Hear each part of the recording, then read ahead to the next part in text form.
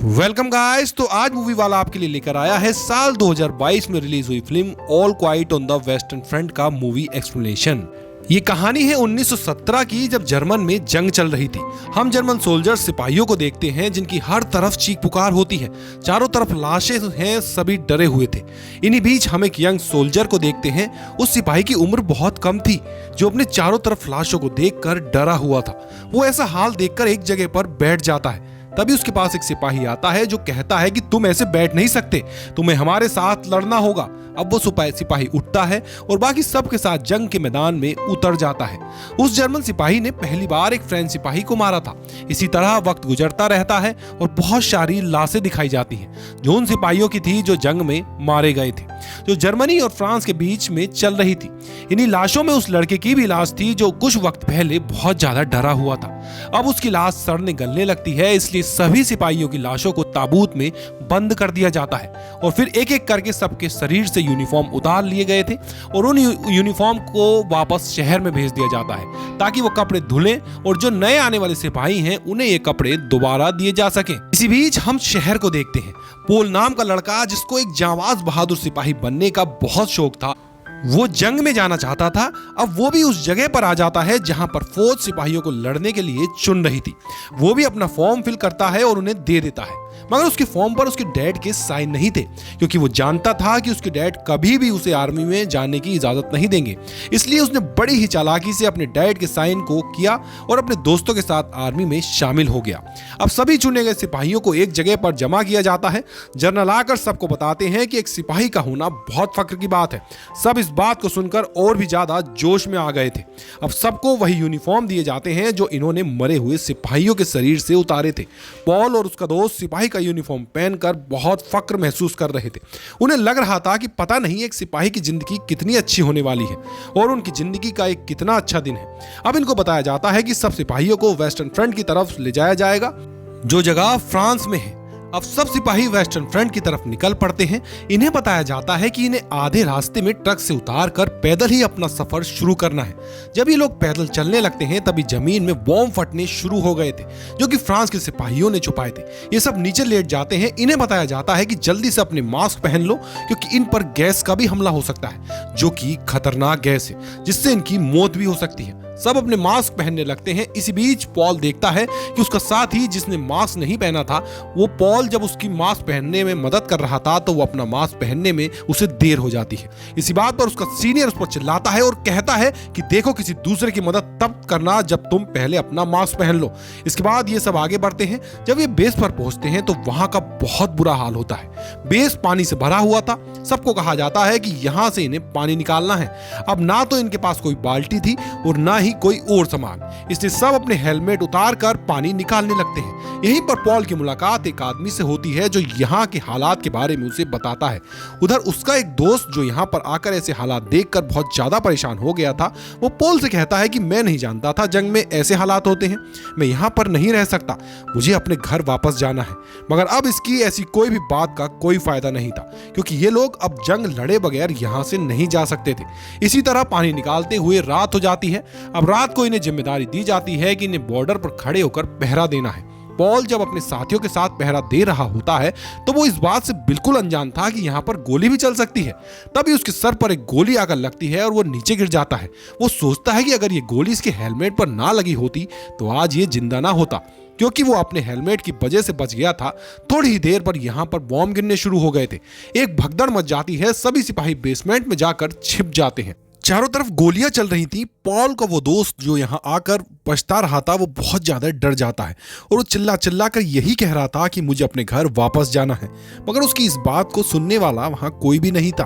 तभी इनका एक साथी जब बाहर जाने लगता है तो उसके पाँव में ही बॉम्ब ब्लास्ट हो जाता है, जिससे उसके पूरे शरीर के टुकड़े हो गए थे। ये मंजर बहुत ही भयानक था, जिसे देखने के बाद सब लोग अब और भी ज्यादा डर गए थे। बॉम्ब भी फटना शुरू हो जाते हैं। इससे अब उन सबको ये लगने लगा था कि बेसमेंट गिरने वाला है, इसलिए जितनी जल्दी हो सके इन्हें अपनी जान बचाकर यहाँ से निकलना होगा। सब लोग अब बाहर निकल जाते हैं पर पॉल नहीं जाता। कुछ देर में बेसमेंट गिर जाता है। अब सबको यही लग रहा था कि पॉल उस बेसमेंट में दबकर मर गया है। जब सुबह को सिपाही आकर लकड़ियां हटाते हैं तो पॉल अभी भी जिंदा था। फिर ये पॉल को बाहर निकालते हैं और एक जगह पर बैठा देते हैं। उसके सामने फिर से वही आदमी आता है जो इसको यहाँ पहली बार मिला था, जिसने इसे यहाँ के बारे में सारी जानकारी दी थी। वो जानता था कि पॉल भूखा होगा, इसलिए वो उस खाने के लिए एक रोटी का टुकड़ा देता है। अब यहाँ पर एक सिपाही आता है जो पॉल से कहता है कि तुम ऐसे यहाँ खाली नहीं बैठ सकते। जितने भी सिपाही मारे गए हैं उन सभी के बैचेस को इकट्ठा करो जिन पर उनके नाम लिखे हैं, ताकि हम उनकी फैमिली को इन्फॉर्म कर सकें। पॉल जब सभी सिपाहियों के बैचेस को इकट्ठा कर रहा था तो इसे अपने दोस्त का चश्मा भी मिलता है, जो दोस्त बहुत ज्यादा डरा हुआ था। जब पॉल थोड़ा सा आगे जाता है तो उसे उसकी लाश भी मिल जाती है, जिसे देखकर पॉल फूट फूट कर रोने लगता है। मगर वो जानता था कि वो ज्यादा नहीं रो सकता, इसलिए अपने काम को पूरा करने लग जाता है। वक्त ऐसे ही गुजरता रहता है। अब जो सिपाही मारे गए थे उनके बैच में से एक ऑफिसर उनके नाम की रजिस्टर पर एंट्री कर रहा था और जाकर अपने सीनियर ऑफिसर को इन सब के बारे में बताता है, जिनका नाम मैथियस होता है। वो ऑफिसर कहता है, सर 40,000 से ज्यादा सिपाही मारे गए हैं, हमें ये जंग रोक देनी चाहिए वरना पता नहीं क्या होगा। मैथियस उसकी बातें सुनकर सोच में पड़ गया था कि आखिर इस जंग को रोकें तो कैसे। मैथियस अब यहाँ अपने सारे बड़े सीनियर्स ऑफिसर्स को बुलाता है और मीटिंग शुरू कर देता है।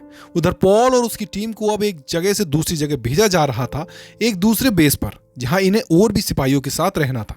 उधर जाकर इन्हें पता चलता है कि पास में ही एक फार्म है जहां से पॉल और उसका साथी बत्तख को चुरा कर ले आते हैं और पकाकर मजे से खाते हैं। इन्हें यहाँ इतना अच्छा खाना खाए हुए बहुत दिन हो गए थे और फिर सभी शाम के लिए बैठकर आलू छील रहे होते हैं। तभी इन्हें बेस के पास से जाते हुए कुछ फ्रेंड्स लड़कियां दिखाई देती हैं जो बहुत ही ज्यादा खूबसूरत थी।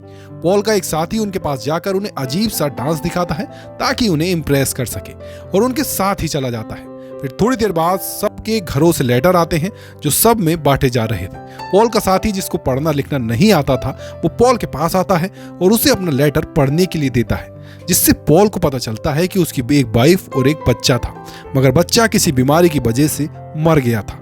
रात भी हो जाती है और रात को इनका वही साथी आ गया था जो लड़कियों के साथ गया हुआ था। वो आकर इन्हें सारी कहानी सुनाता है और साथ ही उन लड़कियों का एक रुमाल दिखाता है जो वो अपने साथ ले आया था। सुबह को इन्हें खबर मिलती है कि 60 और सिपाही आने वाले हैं, मगर वो अभी तक इनके बेस पर नहीं पहुंचे थे। अब सबको उनकी फिक्र होने लगी थी, इसलिए पॉल सभी 7 सिपाहियों को लेकर उन्हें ढूंढने निकल पड़ता है कि आखिर वो लोग गए तो गए कहाँ। यहाँ पर जब सब उन्हें ढूंढते हुए स्टेशन तक पहुंचते हैं तो जिस ट्रेन से उन्होंने आना था तो इन्हें वहां पर फैली हुई गैस महसूस होती है। जब ये स्टेशन के पास वाले कमरे में जाते हैं तो इन्हें पता चलता है कि 60 के 60 सिपाही गैस फैलने की वजह से मारे गए, क्योंकि उन्होंने अपने मास्क को वक्त से पहले ही उतार दिया था। ऐसे 60 सिपाहियों की लाशें देखकर सब डर जाते हैं। दूसरी तरफ जर्मनी में हमें सीनियर हेड दिखाया जाता है, जिसके पास एक सिपाही आकर बताता है कि जिन 60 सिपाहियों को हमने जंग में भेजा था वो मारे गए, हमें बस इस जंग को रोक देना चाहिए। मगर हेड कहता है कि नहीं, मैं इस जंग को नहीं रोक सकता, मुझे हार नहीं पसंद, और अब जितने भी सिपाही बच गए हैं सबको भेज दो वेस्टर्न फ्रंट पर, और अगर जरूरत पड़े तो और भी सिपाहियों को जमा करो। दूसरी तरफ हम मैथियस को देखते हैं जो सिपाहियों की वजह से बहुत ज्यादा परेशान था, क्योंकि आए दिन उन सबकी मौत हो रही थी, इसलिए वो किसी भी तरह अब इस जंग को रोकना चाहता था। वो अपनी इन्हीं कोशिशों में लगा हुआ था कि किस तरह उसकी गवर्नमेंट से बात हो जाए। उधर पॉल और उसकी टीम को दिखाया जाता है जिन सबको वेस्टर्न फ्रंट पर जाना है। उधर हेड का भी ऑर्डर आ जाता है कि सभी जंग के लिए तैयार हो जाएं। मैथियस भी सबको जमा करने में कामयाब हो गया था। वो सभी ऑफिसर्स से बात करता है और उन्हें बताता है कि देश पर जंग के कितने बुरे असर पड़ते हैं, हमें इसलिए इस जंग को खत्म कर देना चाहिए। वो सारी रिपोर्ट को तैयार करके लाया था कि सभी अफसर उस पर साइन कर दें और इस जंग को बंद कर दें, मगर एक फ्रेंच ऑफिसर साइन नहीं करता। वो कहता है कि मैं 72 घंटे बात करूंगा। उसकी इस बात पर मैथियस को गुस्सा आ जाता है। वो कहता है कि सर 72 घंटे बाद न जाने कितने मासूम सिपाहियों की जान चली जाएगी, मगर वो फ्रेंच ऑफिसर एक बात नहीं सुनता और अपनी ही बात पर अड़ा रहता है। उधर दूसरी तरफ पॉल और बाकी सिपाहियों को कहा जाता है कि फ्रांस की तरफ बढ़ो। ये लोग ऐसा ही करते हैं और रास्ते में जितने भी फ्रेंच सिपाही आते हैं सबको एक एक करके मार रहे थे। इसी बीच पॉल और उसके साथी उनके किचन तक पहुंच जाते हैं जहां पर बहुत ही लजीज खाना पड़ा था। सब उस खाने को देखकर उस पर टूट पड़ते हैं। इन्हें वहां पर अजीब सी आवाजें आती हैं। तब ये बाहर जाकर देखते हैं तो फ्रेंच सिपाही बहुत बड़े बड़े टैंक्स लेकर आए थे जब ये उन पर गोलियां चलाते हैं तो इन्हें पता चलता है कि इनकी गोलियों का उन पर कोई असर नहीं होगा, क्योंकि वो टैंक्स बहुत ज्यादा एडवांस थे। अब वो आहिस्ता आहिस्ता इनकी तरफ बढ़ रहे थे और एक एक करके जर्मन सिपाहियों को मार रहे थे कि तभी अब जर्मन सिपाही भी उन टैंक्स में बॉम्ब डाल देते हैं, जिससे कि टैंक्स भी ब्लास्ट हो गए थे। मगर फ्रेंच सिपाहियों के पास अब फायर गन्स थी, जिससे वो अब आग छोड़कर जर्मन सिपाहियों को मार रहे थे। इसी बीच पॉल का दोस्त भी उनके कब्जे में आ जाता है। वो उनसे बहुत माफी मांगता है, उसने अपने आप को उनके हवाले भी कर दिया था, मगर फ्रेंच सिपाही उसे जिंदा जलाकर मार देते हैं। पॉल ये सब देखकर टूट गया था। उधर मैथियस को फ्रांस की तरफ से तैयार की गई एक रिपोर्ट मिलती है, जिसमें उन्होंने बताया था कि कुछ जर्मन ऑफिसर्स भी हैं जो नहीं चाहते कि जंग को खत्म कर दिया जाए। मैथियस अब इस बारे में और भी ऑफिसर्स से बात करता है और कहता है कि हमें जंग को खत्म करना होगा। एक ऑफिसर कहता है कि अगर हमने ऐसा किया तो फ्रांस हम पर हावी हो जाएगा और हम पर कब्जा कर लेगा, मगर मैथियस कहता है कि नहीं नहीं, अब बस हमें समझौता कर लेना चाहिए। उधर जंग के मैदान में जर्मन सिपाहियों पर फ्रांस की एयरफोर्स ने हमला कर दिया था। वो उन पर गोली और बम बरसा रहे थे। तभी पॉल बॉम्ब के फटने की वजह से पानी में गिर जाता है और खुद को ऐसे दिखाता है कि जैसे वो मर गया, इसलिए कोई उस पर हमला नहीं करता। अब जब वो उठने लगता है तो एक फ्रेंच सिपाही उसे देख लेता है, उस पर बम बरसाने लगता है कि तभी वो खुद ही फिसलकर नीचे गिर गया था। पॉल अब उस सिपाही को पकड़ लेता है और उसे अपने चाकू से कई बार मारता है, मगर वो नहीं मरता। इसलिए पॉल अब उसके मुंह में मिट्टी डाल देता है ताकि सांस रुकने की वजह से वो मर जाए। बाद में उसे ख्याल आता है कि वो ये क्या कर रहा है। अब वो सिपाही की जान बचाने की कोशिश करता है। तभी पॉल को सिपाही की जेब से उसकी बीबी और बेटी की तस्वीर मिलती है। थोड़ी देर में वो सिपाही भी मर गया था। पॉल उससे कहता है कि मैं तुम्हारे घर जरूर जाऊंगा और जाकर तुम्हारी बीबी को बताऊंगा कि तुम बहुत बहादुर सिपाही थे। अब जिसके बाद पॉल अपने बेस से पे वापस आ गया था, जहां पर वो सब खुश थे और जीतने की खुशी मना रहे थे। पॉल एक साथी के पास जाता है जो जख्मी था। वो उसे वही रुमाल देता है जो उनको फ्रेंच लड़कियों के पास से मिला था। वो पॉल को बताता है कि हमारा एक और साथी मारा गया। अब पॉल अपने दूसरे साथी के पास जाता है, जिसे देखकर वो बहुत खुश था। ये अपना खाना लेकर अपने जख्मी साथी के पास आ गया था। वो जख्मी साथी जिसने चोरी छुपे इनसे कांटा यानी फॉग चुरा लिया था और अपनी गर्दन पे मारने लगता है, क्योंकि वो जान चुका था कि वो जिंदा नहीं बचेगा, इसलिए उन्हें खुद को ही मार लिया था और थोड़ी ही देर बाद वो दम तोड़ देता है। पॉल का दूसरा साथी उसे बताता है कि मैंने सुना है कि जंग खत्म होने वाली है। पॉल कहता है कि अच्छा, पर मुझे तो ऐसा नहीं लगता। उधर मैथ्यूज को दिखाया जाता है, जिसने सभी जर्मन ऑफिसर से जंग खत्म करने की इजाजत ले ली थी, मगर फ्रांस उन पेपर्स पर साइन नहीं करता और कहता है कि जंग अभी 6 घंटे और चलेगी। इस तरह सुबह हो जाती है। हम पॉल को देखते हैं जो अपने साथी के साथ फॉर्म पर जाता है ताकि वो वहां से एक बार कुछ चुरा कर अच्छा सा खा सके। पॉल उस फॉर्म के अंदर जाता है जबकि उसका साथी बाहर खड़ा रहता है, मगर उन्हें किसान के बेटे ने देख लिया था, जो पॉल के साथी को गोली मार देता है, जो गोली उसके पेट में लगी थी। पॉल अपने साथी की वजह से परेशान था और कहता है कि लाओ मैं तुम्हारी गोली निकाल देता हूं। उसका साथी कहता है कि नहीं, तुम मुझे बस एक सिगरेट दे दो और मुझे बेस पर ले जाओ, वहीं पर मेरा इलाज हो जाएगा। पॉल भी ऐसा ही करता है। जब ये अपने साथी को लेकर जा रहा था तो रास्ते में ही यह सिपाहियों से भरी गाड़ी देखता है, जो बहुत खुश थे क्योंकि जंग अब खत्म हो चुकी थी। पॉल उनसे मदद मांगता है, मगर कोई भी इनकी मदद नहीं करता।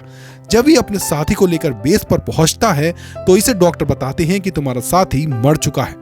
पॉल कहता है कि ऐसा कैसे हो सकता है, एक गोली सिर्फ उसके पेट में लगी थी, उसकी मौत कैसे हो सकती है। डॉक्टर कहते हैं कि क्योंकि तुमने आने में काफी देर कर दी, गोली उसके लीवर को छूकर गुजरी, जिस वजह से शरीर में जहर फैल गया। पॉल ये सुनकर बहुत दुखी हो जाता है। इस जंग ने उसके सभी साथियों को उससे छीन लिया था। उसका आखिरी साथी भी मारा जाता है।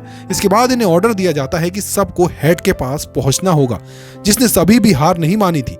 वो सभी सिपाहियों से कहता है कि हमारे पास अब भी कुछ वक्त बाकी है, हमें फ्रांस पर हमला करना है और उन्हें किसी भी तरह मारना है। मगर ये बात आधे सिपाही नहीं मानते, क्योंकि अब उन्हें कोई भी जंग नहीं लड़नी थी, मगर फिर भी मजबूरन उन्हें मानना ही पड़ता है। और ये फ्रांस के बेस तक पहुंचकर 11 बजने का इंतजार करते हैं, मगर उससे पहले ही फ्रांस सिपाहियों ने जर्मन सोल्जर्स पर हमला कर दिया था। पॉल देखता है कि एक फ्रेंच सिपाही जर्मन सिपाहियों को मार रहा है, जो कि एक मासूम बच्चा था जो अभी अभी आर्मी में भर्ती हुआ था।